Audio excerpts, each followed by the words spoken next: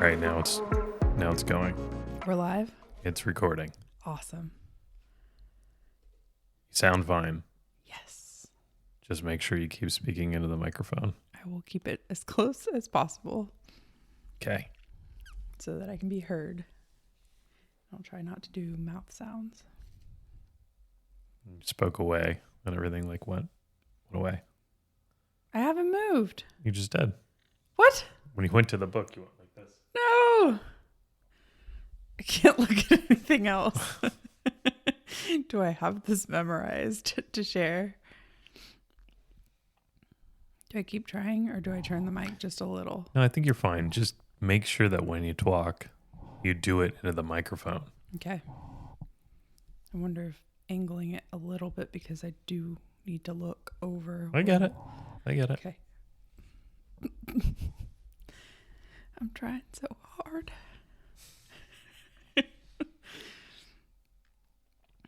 All right.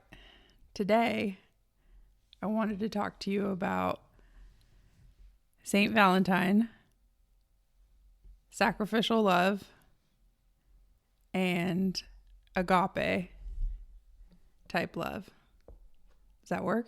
That works. All right. And I was looking for a good summary of Saint Valentine, and there's a lot of different thoughts on if there was one Saint Valentine or many. And we have a new book this year from Stephanie Aquila called Festive Faith. It's a handbook for homes and parishes on Catholic celebrations around the world. And on page 99, there's a story on Saint Valentine. If you were to look at the Roman martyrology under the date of February 14th, you would actually find a couple of men named Saint Valentine. While the stories of these men are sparse and unquestionably inconsistent, there are things that we can be certain of. Saint Valentine was martyred, was buried on the Flaminian Way north of Rome, and was a devoted follower of Jesus Christ. Some legends say that both Valentines listed may have actually been the same person, while other accounts maintain their individuality. Either way, the tales have developed so much over time that it's impossible to know the original story. The commonly told biography comes from Butler's Lives of the Saints, which tells us Valentine was a holy priest in Rome who, with Saint Marius and his family, assisted the martyrs in the persecution under Claudius II. He was apprehended and sent by the emperor to the prefect of Rome, who, on finding all his promises to make him renounce his faith ineffectual, commanded him to be beaten with clubs and afterward to be beheaded, which sentence was carried out on the 14th of February, about the year 270. The extended version of this story indicates that Valentine was befriended by Emperor Claudius II, who was drawn to Valentine's popularity for curing townspeople and his reputation of profound holiness. The emperor tried to convince Valentine to abandon his Christianity and worship the gods, but he proudly refused. In an attempt to change Valentine's mind, Claudius put him in custody in the house of Asterius, a Roman judge. It was there that he healed the judge's blind daughter named Julia and converted the entire household in response to this miracle. When Claudius II summoned Valentine to appear before him in hopes that he had converted to paganism, Claudius realized that Valentine was still firm in his Christian faith and had him beheaded.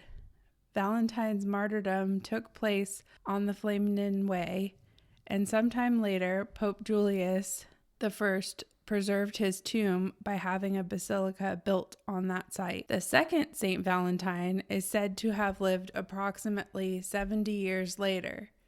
He was the bishop of Terni, Italy, from the 3rd century, who was also known for curing the sick and pushing the pagan boundaries. The breadth of lore associated with Bishop Valentine reaches from curing the disabled son of a philosopher named Credo and converting his household to presiding over Christian marriages in secret. Some theologians believe this is where Catholic oral tradition has made the association with love, romance, and courtship on February 14th.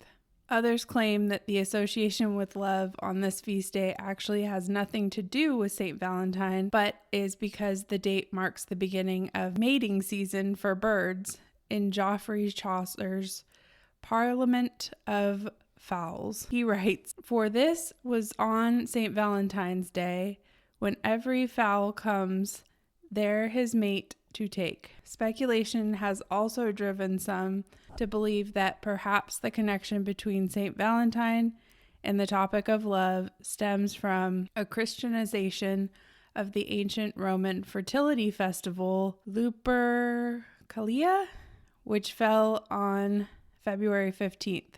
There is one thing we definitely know, which is that we don't know. In any case, the news of the Christian work of Bishop Valentine made its way back to the authorities, and he too was put to death. His martyrdom is said to have happened at another location along the Flamingen Way. The parallels in the stories of the two Valentines are stark. They both were able to heal others, both had courageous faith, both were martyred, and both died on the Flamingen Way. It's not unrealistic to think that they could have been the same person whose story developed and changed over time. Regardless, the enduring testimony of St. Valentine's life is that of immense love for Christ in spite of a great struggle and suffering.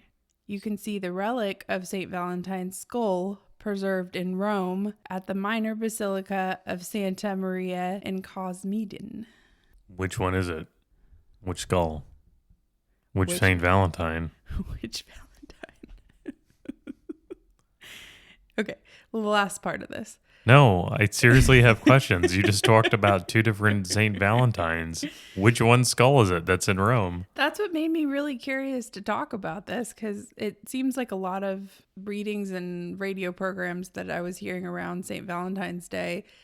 This year, maybe I was just more tuned into it. But this year I kept hearing, who is St. Valentine? Who actually was he? And I don't think I've ever heard that before. Have you? I don't think so. I'm trying to remember it. Somebody was talking about St. Valentine's. See, now I'm saying St. Valentine's Day. Just one. Goodness. But St. Valentine's, there are many. Such a weird thing Are to... there only two?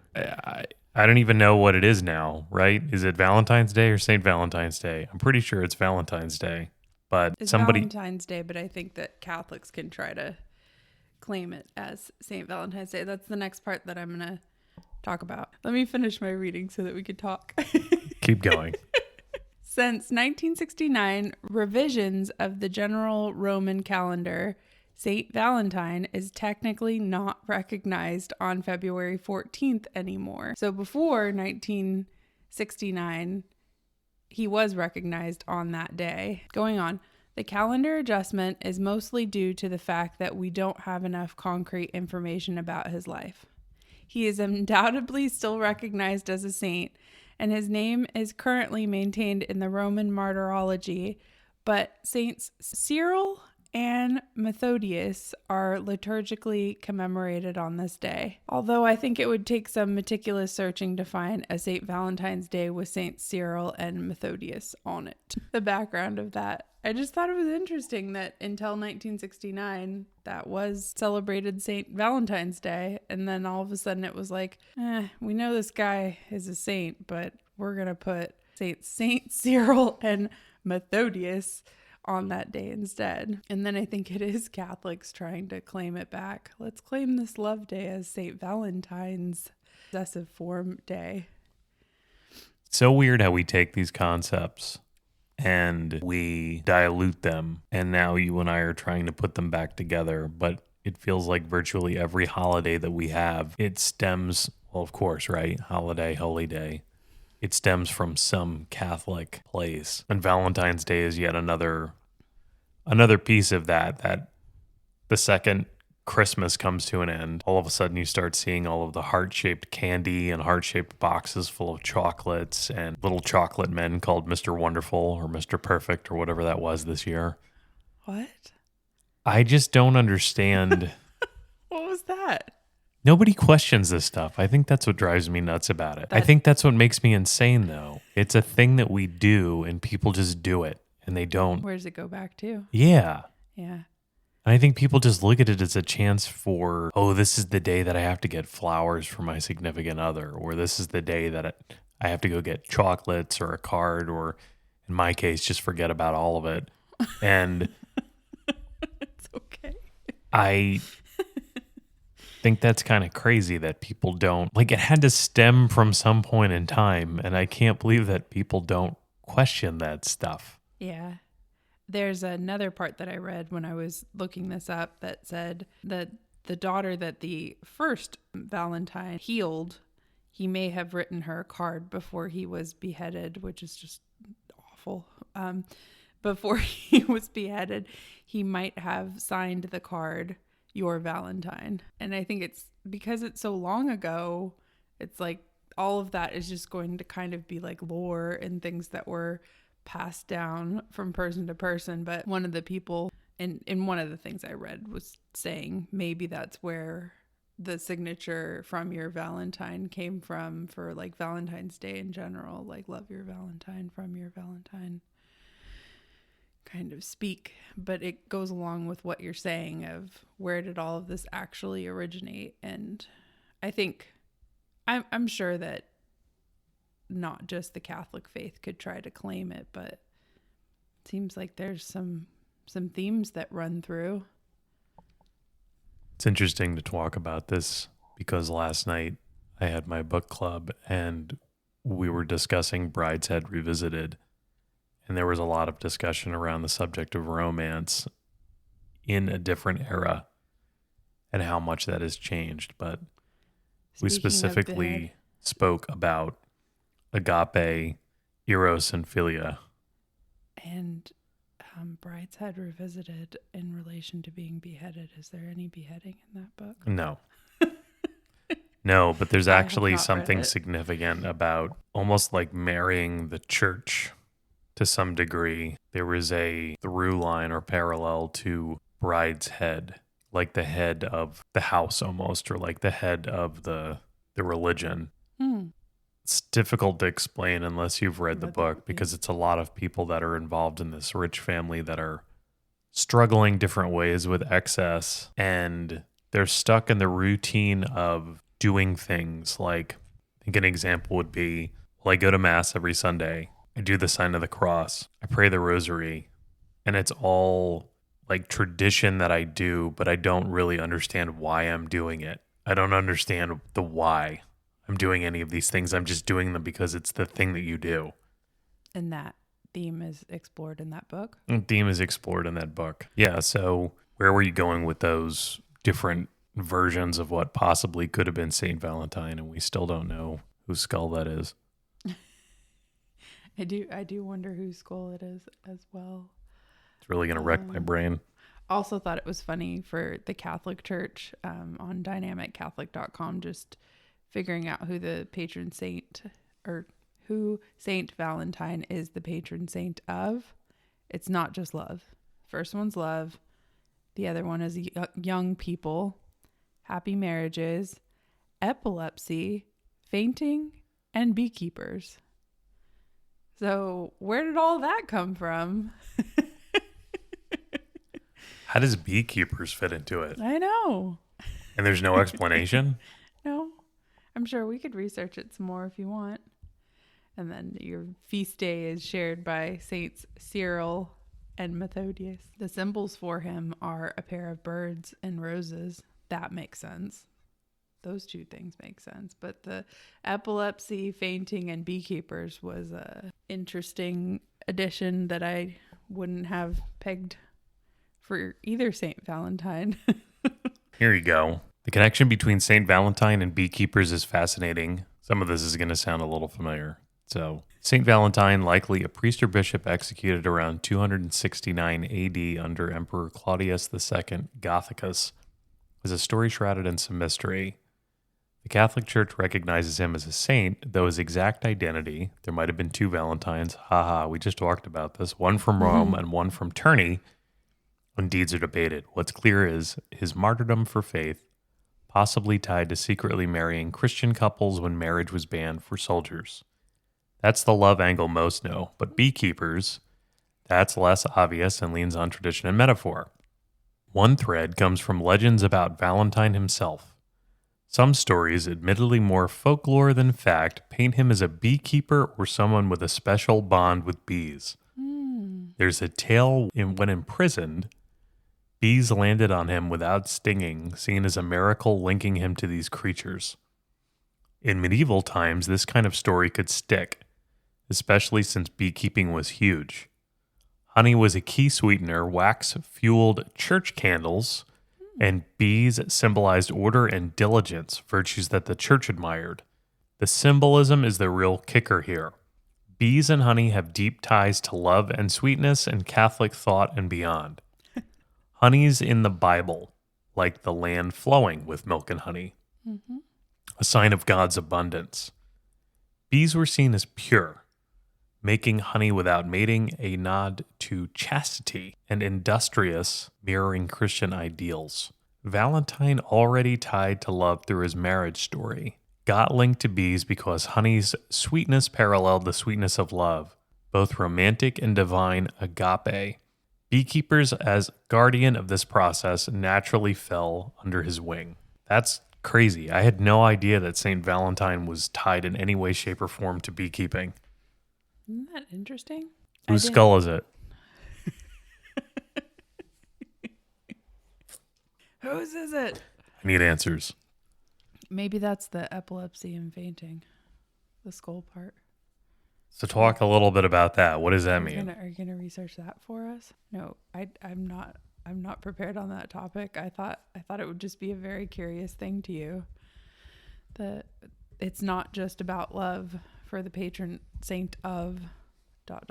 According to what I see here, there's not a direct link between epilepsy and his core story, but his association with the condition likely comes from a medieval confluence of his name, his feast day, and his growing reputation as a protector. One theory ties it to his name, Valentinus, from the Latin valens, means strong or healthy.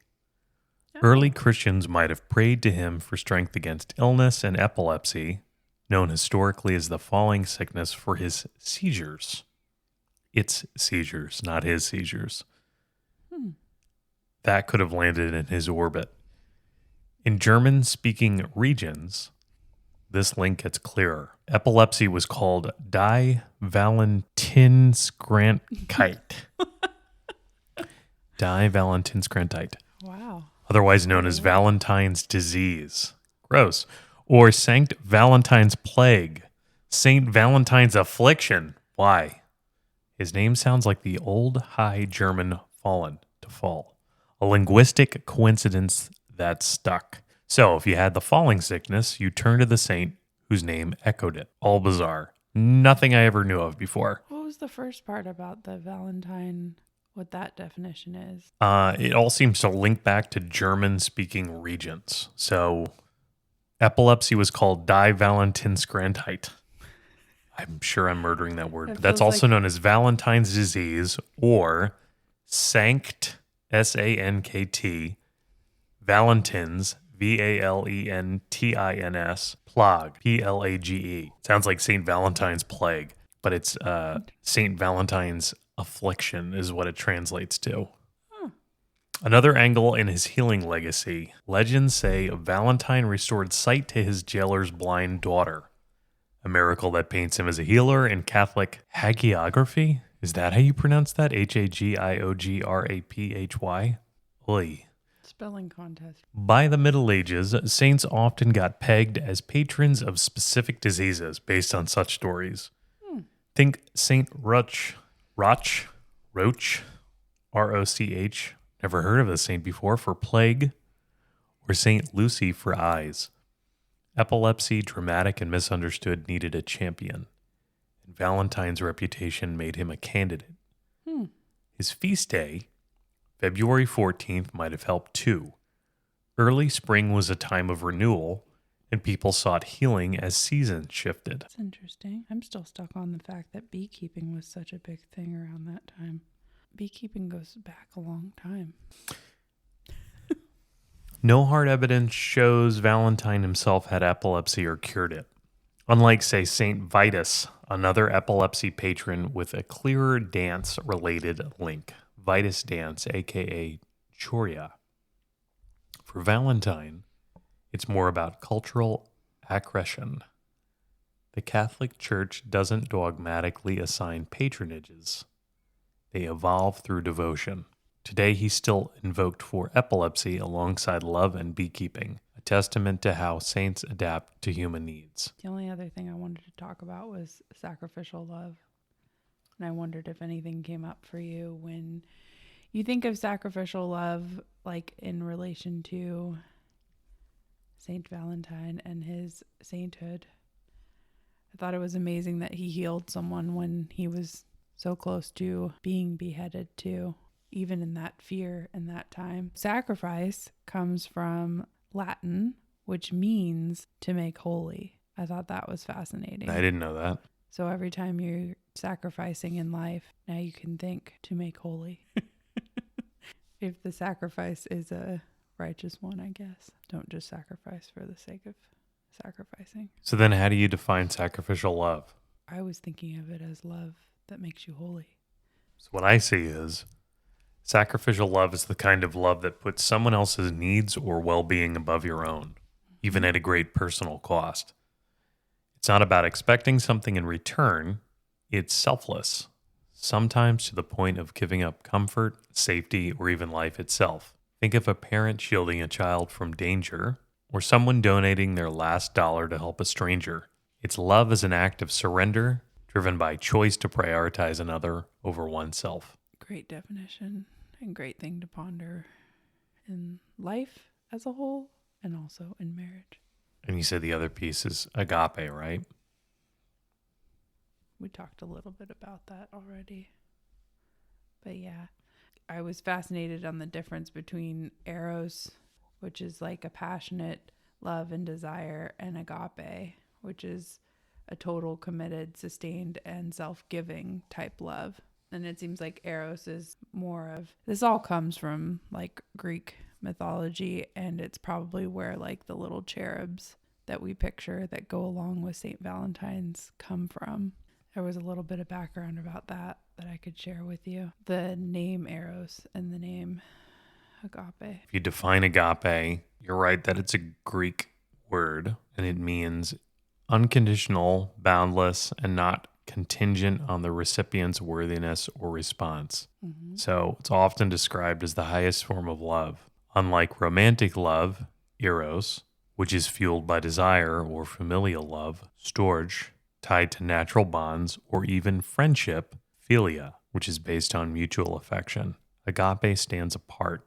It's love extended freely, without strings, like a gift you don't expect to be repaid. In Christian thought, it's the love God has for humanity, exemplified by Jesus' sacrifice, but the concept predates that, popping up in Greek philosophy too. Where they overlap is in their selflessness. Sacrificial love is often how agape plays out in action. For example, in the New Testament, agape is the word used when Jesus tells his followers to love their enemies, something that might require sacrifice, like forgiving someone who's wronged you instead of seeking revenge.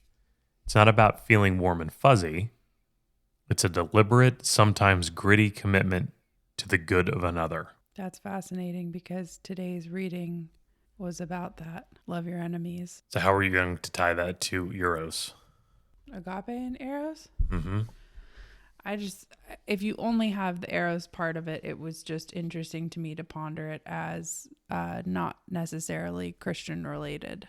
Like it might just be love for the sake of, I'm doing this good thing for someone else, or I'm even like doing it to get something out of it for me. Is that how you read it, or do you read it differently? Yeah, I mean, based on what I see and based on how I understand it, it's like sacrificial love and agape are almost like tied together. Sacrificial love being that love of doing whatever it takes to love another, right? Regardless of the cost. And Our primary example of agape is Jesus coming for us. Right, right. I mean, if you think about the sacrifice of Jesus dying for us and dying for our sins, that's truly unconditional. And that's not necessarily like a romantic love. So that does make sense to me that it goes beyond what you would consider to be romantic or friendship based. It's this deep, true love that is not only unconditional, but I think the piece that speaks to me most about it is that it's uncontingent, right?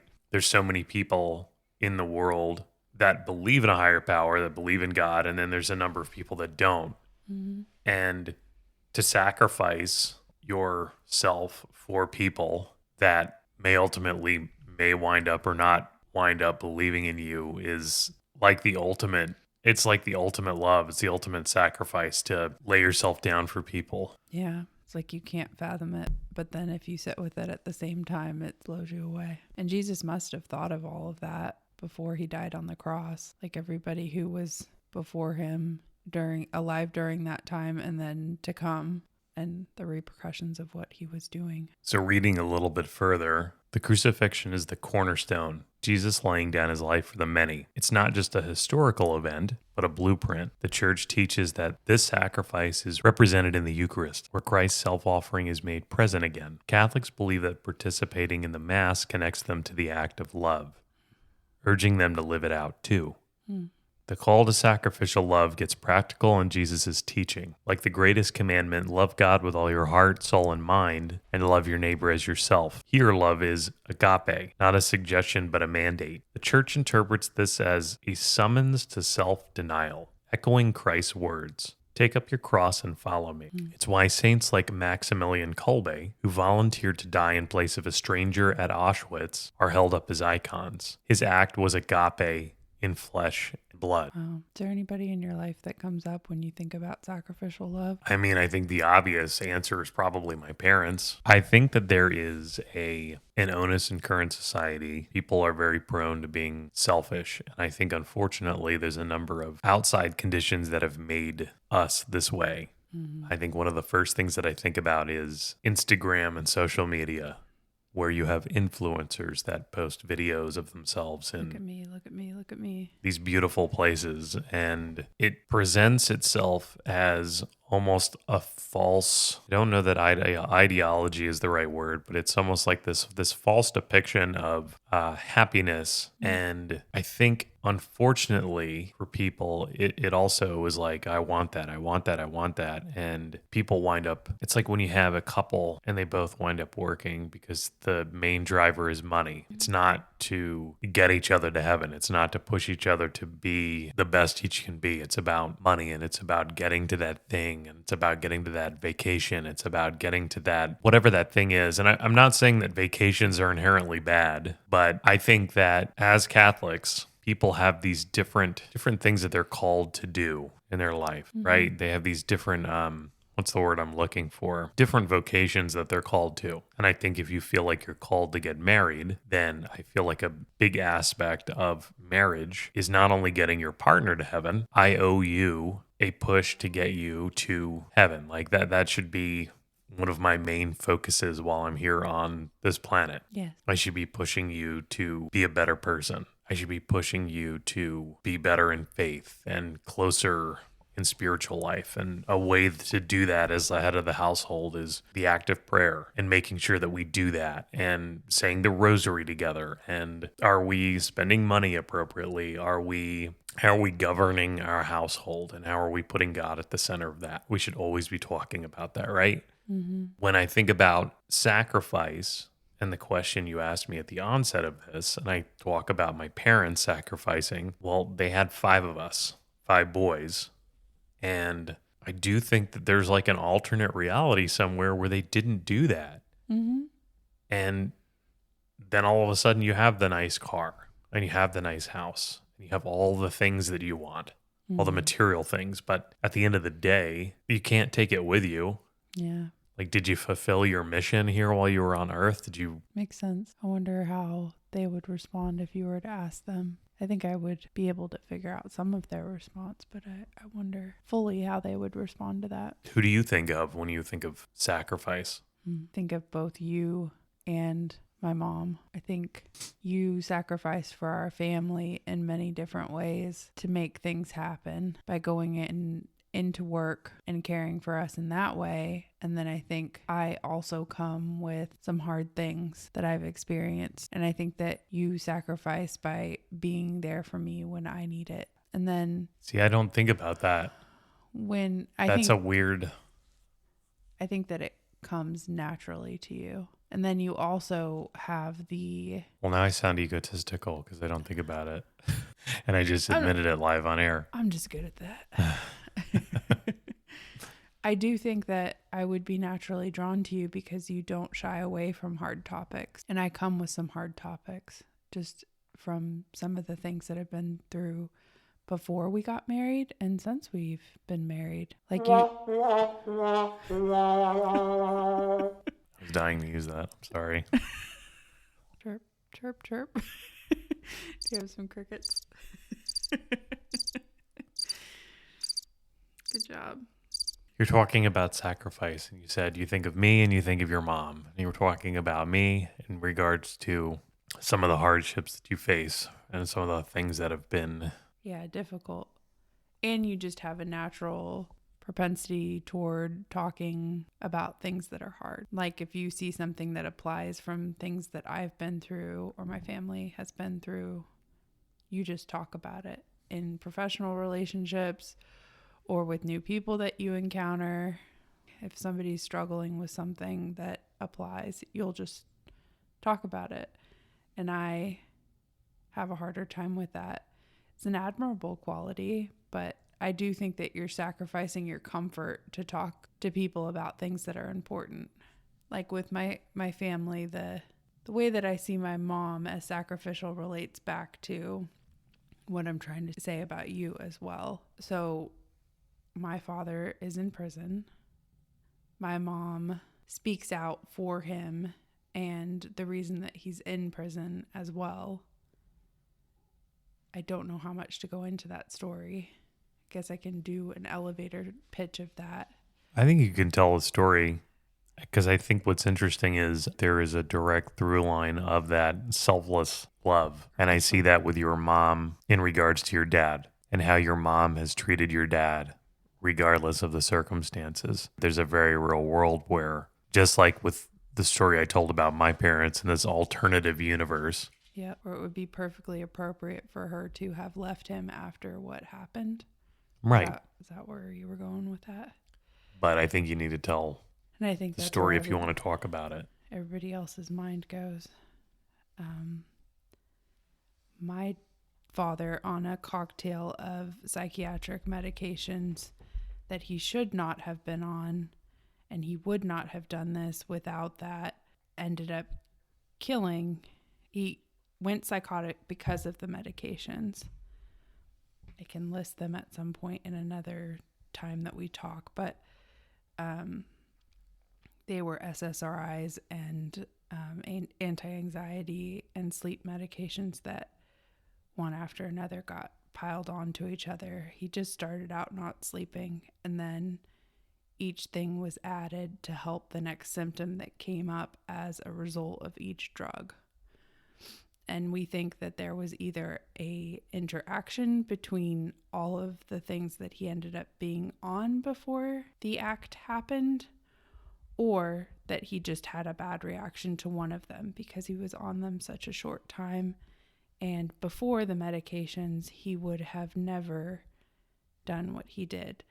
But he ended up killing my, at the time, 5-year-old twin sisters. And he went to jail. And in his hearing, he was sentenced to 2 back-to-back life sentences for killing my sisters.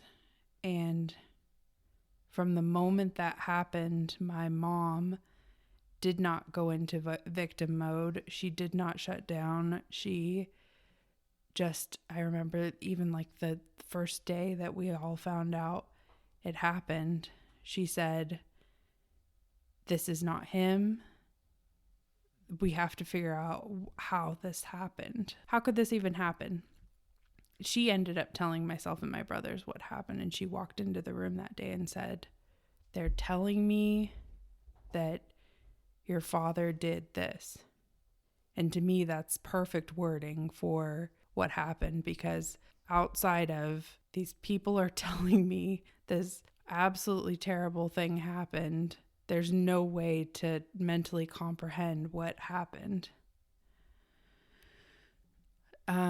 So from that, I think of sacrificial love in the fact that my mom instantly started reading and researching what could possibly have made my father go psychotic and do that to my sisters who he loved so much.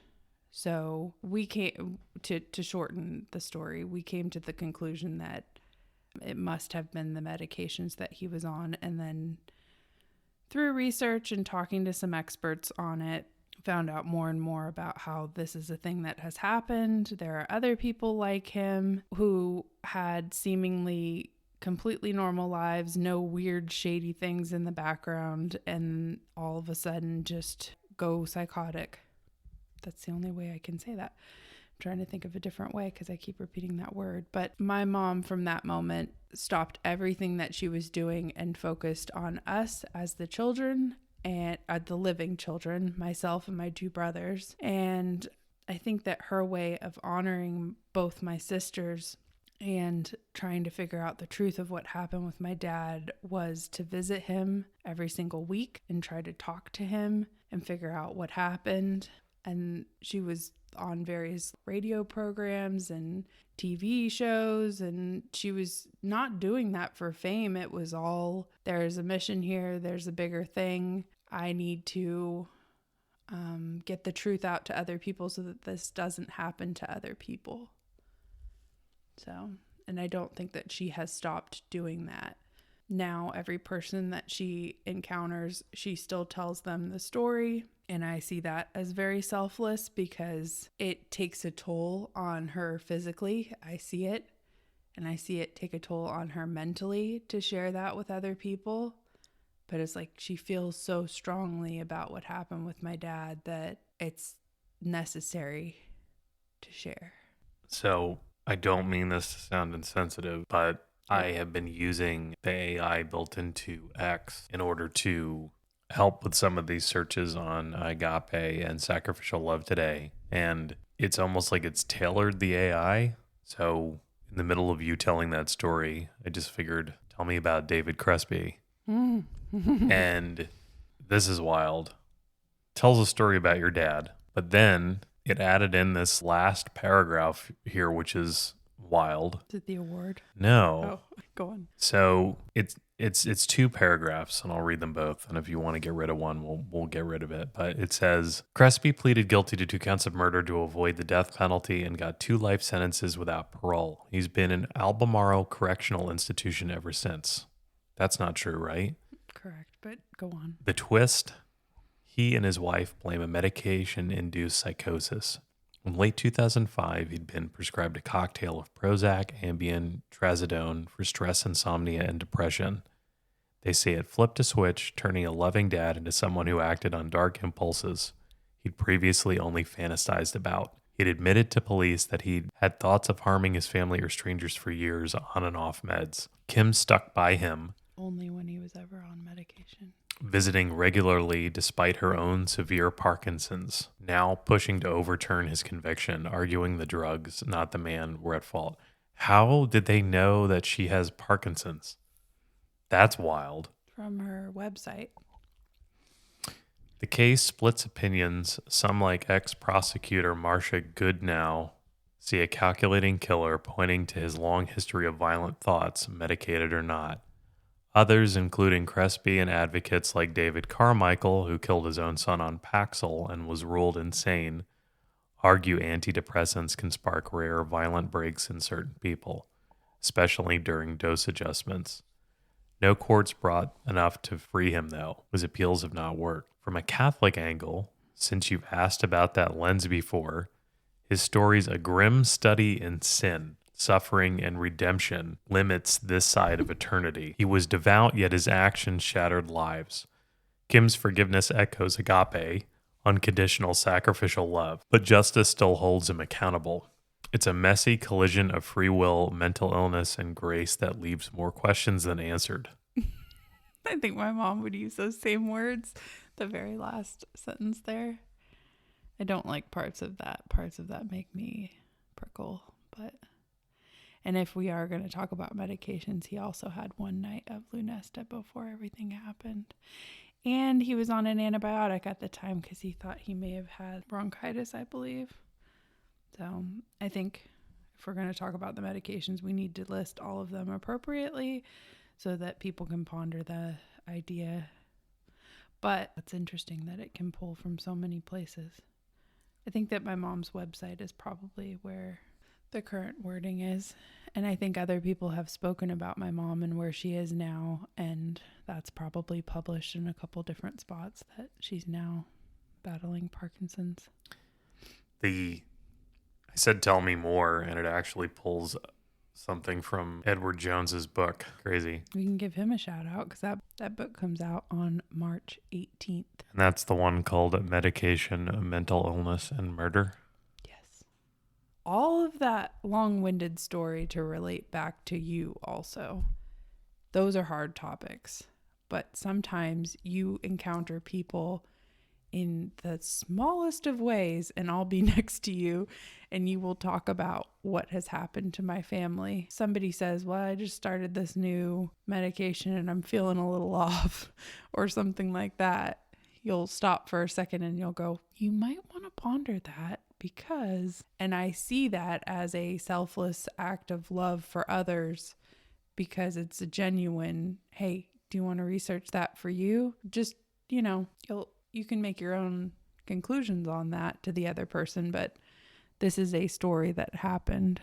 Take it seriously kind of thing. And I see that as admirable because I don't talk about it sometimes out of my own self-preservation. But you do not seem to do that if you think something is important to be talked about. No, I think that if you ever have the opportunity to use your voice on any kind of platform whatsoever to touch people, I think you have an obligation to other people, even if you don't necessarily like them or aren't friends with them, to be truthful and honest. And I think that that's a very difficult thing. And I'm not saying it's not a difficult thing because sometimes when you have a platform to touch people, there's money and power behind it. And it's very easy, I think, to get lost in that type of thing. But I think if you have a story and you have a platform to speak about it, I think you have a way in which you can touch people that is unique. If it can save or touch just one person, I think that's enough. You always encourage me with that, and that's admirable from my point of view because I can let my trauma would probably be a good word, overshadow the moment where I feel like overwhelm or sensations in my body when I'm going to talk about any of the above that I just spoke about. And you'll say, you should say something because if you could change just one person's life for the better, you should say it. And I think that is also admirable because if I wasn't with a person who pushed me to do things like that, then I might just box up what happened and put it on a shelf and go forward in as many ways as possible in life. And maybe there would be one person who could have benefited from hearing that story. So I appreciate that. Thank you for saying that. You're welcome. I just look at you as somebody that I love, and I think that I see a lot of resilience inside of you, and I see the ability to keep moving forward. And even if you could spend 1% of that and give that to somebody else that may be searching for that, encouragement, maybe searching for how to go forward in day-to-day life, even if you don't know it. You just don't know who you're going to touch. You don't know what other people are thinking sometimes. Yeah, I've seen it in a big way of one of the ways to heal from things is to share with other people too. It's like that quote, grief requires a witness. I think it makes a lot of sense to me as well. Like, even if it's not trying to educate the world on what may happen on any sort of medication route. It's also if someone's grieving and you can meet them in their grief and also share things that you've been through yourself, you can change people in that way as well. And it, while trying to be selfless in that way, my experience has been, oh wow, I'm also benefiting from this as a byproduct we were meant to be in community as people, I know, but it's a different level of that to me when you're sharing things that are very heavy and have weight to them. I think it gives you a unique way to evangelize. And I think that that's special because I think as Catholics and Christians, we're asked to evangelize to the world. And I think that that is far, far, far more difficult than it sounds, because you start thinking about how do you evangelize to other people, and it could require really uncomfortable conversations and interactions and so on and so forth. And I'm not saying you have to be overt, put a box out in the middle of the street and start screaming at people to wake up. But I think what you have is special in that way because you can connect with people on a different level because of your lived experience. I hate saying lived experience, but I think it's a thing that you have. And I think that it's a tool in your toolbox that you can use in order to connect with people. And I think you're a living example of somebody that can go through a tragedy that severe and continue to move forward. And I have a lot of admiration for that. Thank you. So we both share that agape love for each other. I think so. This went in a different direction than both of us thought. I think it's okay. It's a good thing. It was what we were supposed to talk about. It's all tied together. Mm-hmm. Do you have anything else you want to speak about? No, I think those are great examples of love. Thank you for bringing this topic up. I think it was a good one. Whose skull is it? I don't know. Will we ever know? Do you have a sound effect for that? Magic. Close enough. Close enough. I love you. Love you too. Happy Valentine's Day. Happy very late Valentine's Day. Happy whoever Valentine's Day. Whoever it is.